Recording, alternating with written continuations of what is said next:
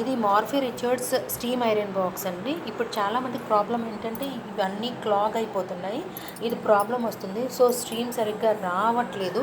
And ఇంకొకటి ఏంటంటే వేరొక ప్రాబ్లము డ్రిప్పింగ్ అయిపోతూ ఉంటుంది. ఈ రెండు ప్రాబ్లమ్స్కి నేను ఇప్పుడు ఒక సొల్యూషన్ చెప్తానండి.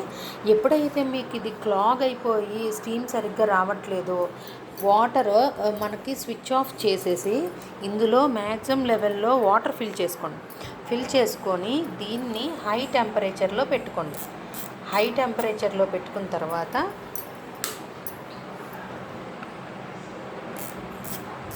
దీన్ని ఒక హై టెంపరేచర్లో పెట్టుకొని అలా కొద్దిసేపు ఉంచేసేయండి. ఎప్పుడైతే ఉంచేసారో ఇలా హై టెంపరేచర్ పెట్టుకోండి. ఎప్పుడైతే హై టెంపరేచర్ పెట్టుకున్నారో అలా కొద్దిసేపు ఉంచేసేయండి హై టెంపరేచర్లో వాటర్ వేసి.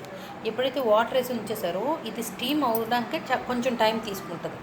టైం తీసుకున్న తర్వాత మీకు స్టీమర్ బటన్ ఉంది కదా, ఈ స్టీమర్ బటన్ దగ్గర మీరు ప్రెస్ చేయండి. చూసారా స్టీమ్ వచ్చింది కదా, అలా కొద్దిసేపు ఉంచేసాను.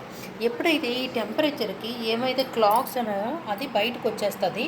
బయటకు వచ్చిన తర్వాత ఇంకొద్దిసేపు ఉన్న తర్వాత మళ్ళీ స్టీమర్ ఆన్ చేయండి. అలా మీరు రిపీటెడ్గా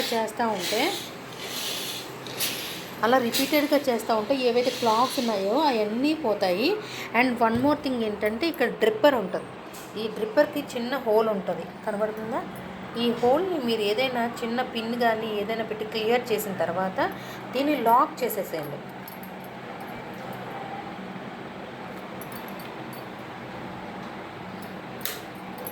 ఇది ఇట్లా లాక్ చేసేసేయండి. ఈ డ్రిప్ ఉన్న దాన్ని మీరు ఇలా లాక్ చేస్తారనుకో ఇది పైకి వెళ్ళిపోతుంది. ఎప్పుడైతే పైకి వెళ్ళిపోయిందో మీకు లీకింగ్ అన్నది మ్యాక్సిమం బ్యాక్ సైడ్ నుంచి రాదు. అప్పుడు మీరు ఈజీగా ఎప్పుడు సౌండ్ వినబడుతుందా అలా క్లాగ్స్ పోయిన తర్వాత ఏదైనా మీకు ఇలా ఫోల్డెడ్ వాటికి బాగా ఫోల్డ్ అయిపోయిన టీషర్ట్ని పట్టుకొని ఇలా ప్రెస్ చేసుకుంటూ మీరు ఐరన్ చేస్తే మీకు కనబడుతూ ఉంటుంది ఈజీగా ఎంత బాగా ఐరన్ అయిపోతుందో.